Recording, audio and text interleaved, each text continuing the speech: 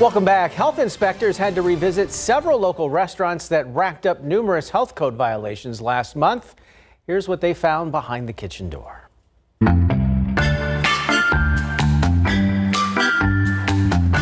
Angie's Cafe, located in the 1200 block of Pleasanton Road, got a low score of 73. The inspector saw at least 5 small roaches in the signage above the sink. Containers of diced potatoes and sanitizing solution were sitting on the floor. Uncovered raw beef was on top of a pan holding cooked food. Other foods were found sitting out at room temperature, while foods in a cooler were too warm. A thorough cleaning was needed to remove a heavy residue of dust and grease. A re-inspection was ordered. El Siete Mares got a 79, the same score they had nearly a year ago when they were featured on BKD. The inspector told them not to leave tartar sauce out at room temp. They also needed to remove the cans of Raid in the kitchen. Knives and other utensils were being stored in between equipment and on walls that were dirty. Water from fans in a walk-in cooler was dripping into a container of raw fish. They were told to make corrections by their next routine inspection. Ray Ray's Tex-Mex at 346 East Mitchell earned an 80 and a re-inspection. The ice machine needed to be cleaned to remove black buildup. The gasket seals on a refrigeration unit also had a black buildup and needed to be replaced. An employee was wearing torn gloves and rinsing them in highly concentrated bleach water. Several items needed to be thoroughly cleaned to remove grease and residue. They were given 10 days to make corrections. Dairy Queen in the 3200 block of Southwest Military Drive got an 82. Uncovered food was found next to a bottle of bleach. There was a black residue on the inside of the ice machine. A fan in a walk-in cooler was draining into a bucket with a pool of water on the floor. The cold hold unit was soiled with food and debris, and more trash and debris was found behind and below equipment. They were told to remove the grease buildup on the griddle. A re-inspection was set for this month. For Behind the Kitchen Door, Tim Gerber, KSAT 12 News. Switching gears, for the 5th night in a row, cities across France are bracing for more violent protests. The outrage sparked from the deadly shooting of a 17-year-old during a traffic stop on Tuesday. Hundreds gathered outside the private funeral of Niall Marzouk in a Paris suburb this morning. Prosecutors say the teen was shot after he failed to stop his vehicle when told to do so by police. 45,000 police have been deployed across the nation tonight to monitor those riots. French President Emmanuel Macron even scrapping a trip to Germany to stay in the country during this civil unrest.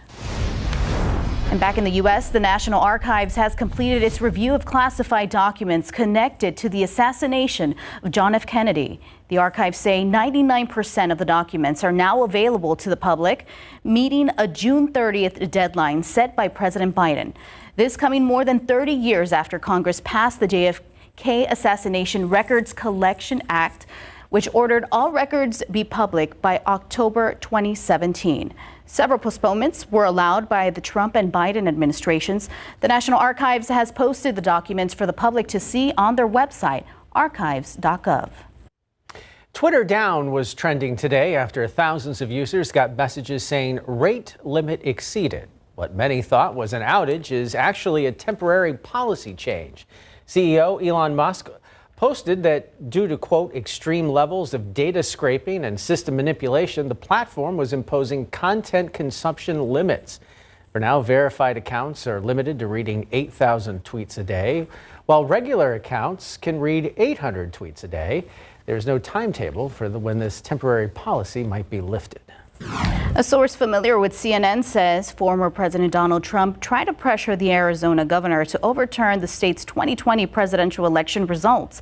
That same source says Trump also repeatedly asked Vice President Mike Pence to put pressure on Governor Doug Ducey. At the time, Ducey said publicly he had spoken to President Trump but did not say what they talked about. But those same CNN sources say the governor was being pressured to find fraud that would overturn Arizona's results. Tonight, a new effort to crack down on a crime happening all over San Antonio, illegal dumping. City crews picked up nearly 2,400 tons of illegally dumped trash and waste last year.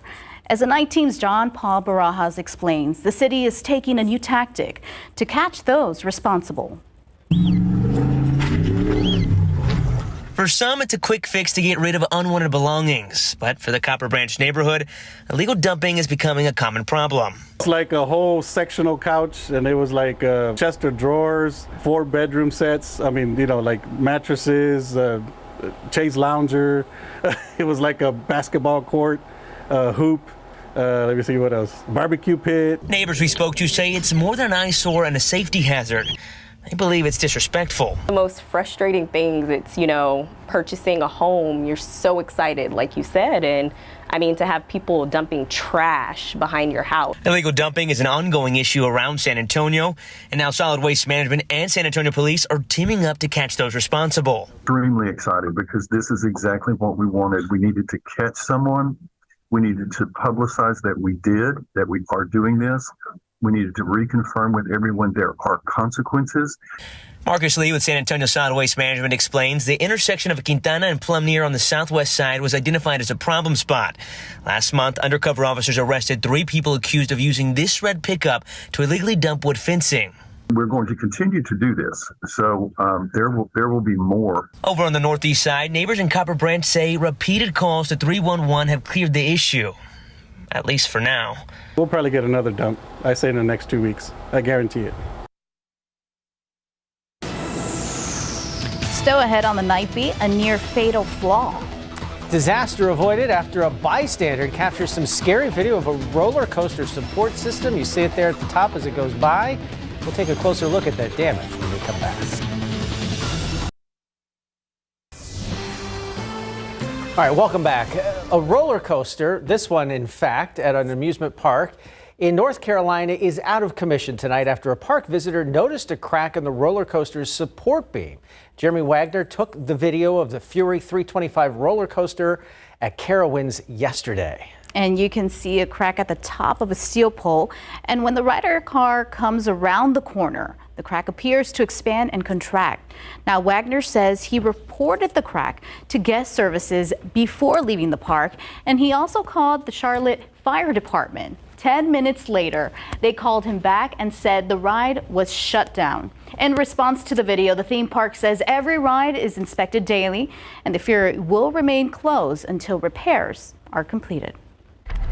Adds to the thrill of the ride. That is one of my worst fears right there. That is scary. That is very, very scary. Hopefully they get everything fixed up. Well, all right. People miss it. They've got people out there watching with their phones. Yeah, exactly. All right, so I want to show you something kind of cool. So I had a friend just text me and say, it doesn't actually feel that bad outside here in San Antonio right now. That's because we've had that little outflow boundary, the leading edge of some rain-cooled winds move through San Antonio. But you can see where it hasn't quite moved through yet, where temperatures are still in the low 90s, Randolph and Stinson.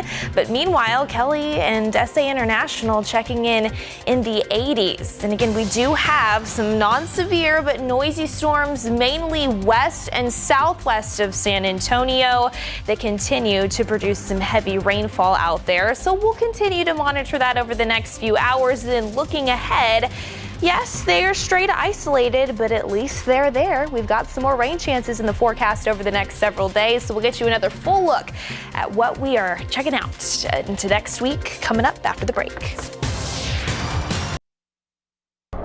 All right, so it was another hot day across South Central Texas, but at least not as hot as what we saw earlier this past week and especially last weekend. But still, because we were able to see some of that daytime heat combined with a couple of boundaries out there in the atmosphere, we are still dealing with some non-severe but noisy storms, mainly west and southwest of the San Antonio area. Right now, the strongest storm is moving through far northeastern Zavala County, east of La Pryor, east of Batesville as well. That's taking more of a northeastward track here. So that's going to be moving into the far southwestern portions of Medina County over the next 30 minutes. Medina County still have your fair share of showers and storms, mainly along and just south of Highway 90 there. But this little cluster especially is capable of producing some winds upwards of about 30 to 40 miles per hour. Of course, heavy rainfall as well as some lightning. So we'll continue to monitor that as well over the next several hours, but I do think as we head into the early morning hours of our Sunday, a lot of that will start to die down. Speaking of which, here's your day part forecast for the back half of the weekend. We'll see more cloud cover once again tomorrow morning, starting off in the mid to upper 70s. I do think we're already approaching that 90-degree mark by lunchtime. We'll see more peaks of sunshine into the afternoon, helping those daytime highs climb into the upper 90s. Right now, that forecast high is around 99 degrees, and we've got that 10 to 20% potential for a couple of isolated pop-up fall-down showers before the weekend is over. Starting off tomorrow morning across south central Texas, mid to upper 70s, 77 here in town, 79 in Cotulla, a few degrees cooler the farther north and west that you go, 75 in Kerrville, starting off our Sunday at 74 in Rock Springs. And then as we see more peaks of sunshine into the afternoon, those temperatures climbing into the mid to upper 90s for most. Sure, the farther south and west that you go, for places like Cotulla, Carrizo Springs, even stretching down into Laredo, we could see a few more triple digits. And I mentioned that 10 to 20% chance for a stray shower or two. Throughout the first half of the day, we're pretty quiet out there, but then as we head into the peak heating part of the day, especially by about 4 to 5 o'clock, a couple of those isolated downpours can't completely be ruled out before we quiet things down yet again heading into Sunday night. And really, we're going to copy and paste those conditions Monday and into your 4th of July as well. A 10 to 20% potential, so don't cancel any of your 4th of July holiday plans. We'll just continue to keep you updated on if we do find anything out there on the radar, thanks to that heat high pressure moving out of our area. And you can see what that's going to do to temperatures as well, mid to upper 90s. So yes, hot, but not as hot as what we've seen recently. And speaking of which, here's a little recap of June. Now that we are flipping the calendar over to the month of July, 0.91, the official rainfall total here in San Antonio. It's over 2 inches below where we should have ended the month when you look at the average. So still have some work to do in terms of the rainfall department. The hottest high temperature, 105 degrees. Coolest high temperature was 83 that we found on the 4th of June. The warmest low temperature, 80. The coolest one that we saw was early in the month as well, thanks to some of that rain earlier in the month at about 64. And of course, we did see those triple-digit days return. We had 12 of them throughout the month, so we'll see what we find heading into July as well. But as of right now on that 7-day forecast, don't have any triple digits. We're pretty close out there tomorrow afternoon, so we'll monitor the thermometer. But with that high pressure moving away and those isolated rain chances returning, not too bad. We'll definitely take it considering what we found over the past few weeks, guys. Thanks, Mia. Here's hoping for a cooler, wetter July. All right, RJ's back and he's talking football. Oh yeah, some footy tonight. Yeah, San Antonio FC back on the pitch tonight, guys. Without one of their team leaders, we'll let you know if the defending champs can start the month of July off on the right foot. All right, and the San Antonio Gunslingers facing the Heat in Florida. Highlights from an action-packed Arena League game against the Orlando Predators. Sports is coming right up.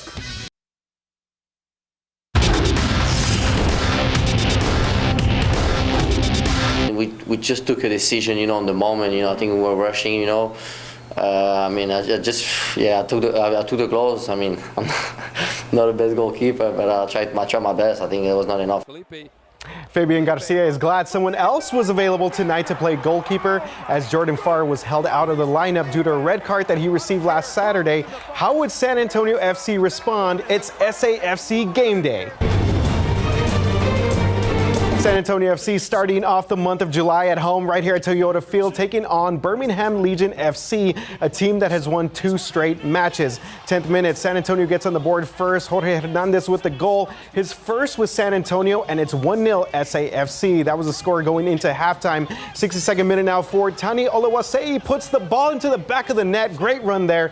That made it 2-0. San Antonio hangs on for the win 3-1, despite Birmingham having 61% of the possession tonight.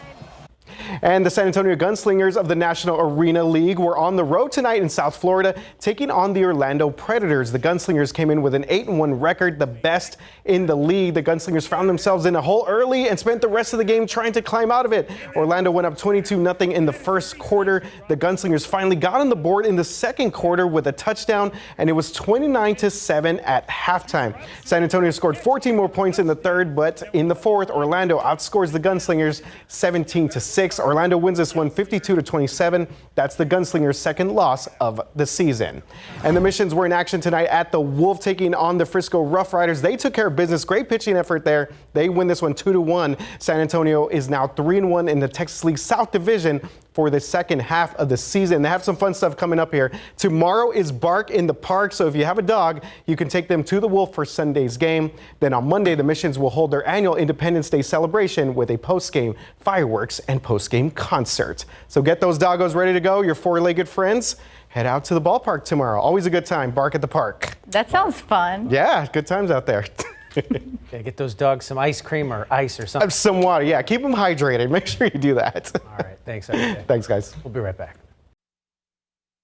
All right, we are still keeping tabs on these not severe but strong storms moving slowly farther up to the north, just west of San Antonio. These should start to die down over the next few hours. Heading into our Sunday, a 10 to 20% chance for a few isolated showers in the afternoon, a high of 98 to 99 degrees here in town. Next week, a few more rain chances, pretty isolated each day, and temperatures not as hot, guys. All right, we'll take it. Thanks for watching the Night Beat. We'll see you tomorrow. Have a good night.